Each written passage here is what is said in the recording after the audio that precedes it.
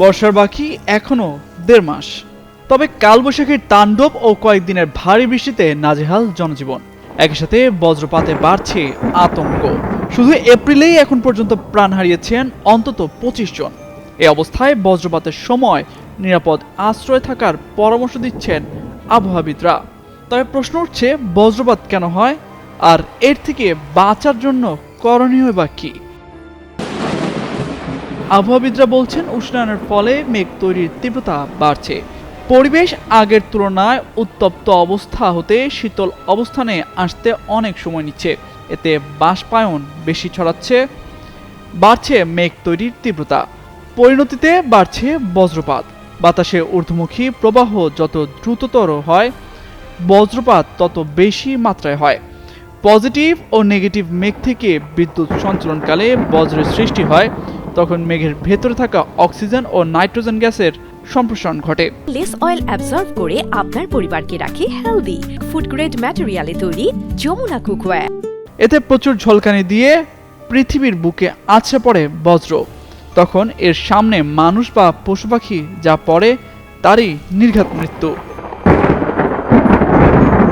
যুক্তরাষ্ট্রের Kent Saint বিশ্ববিদ্যালয়ের গবেষণা প্রতিবেদনে বলা হয়েছে, হিমালয়ের পাদদেশ হতে বঙ্গোপসাগর পর্যন্ত বিস্তৃত অঞ্চলের জলবায়ু পরিবর্তনের কারণে বাংলাদেশের এই অবস্থা।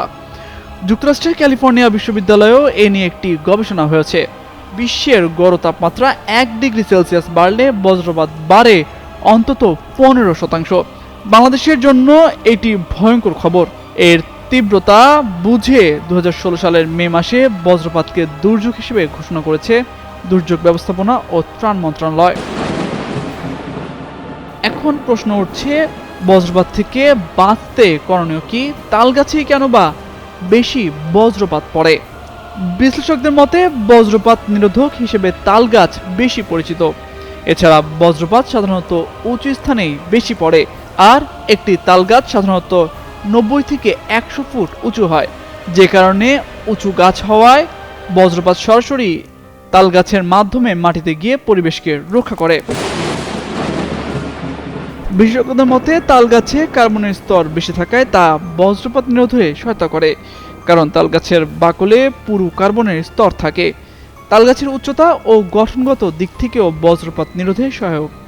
তালগাছের পাশাপাশি নারকেল গাছ, সুপারি গাছের মতো উচ্চতা সম্পন্ন গাছ বজ্রপাত নিরোধে বেশি কার্যকরী। তামজিদ মির্জা, যুগান্তর নিউজ।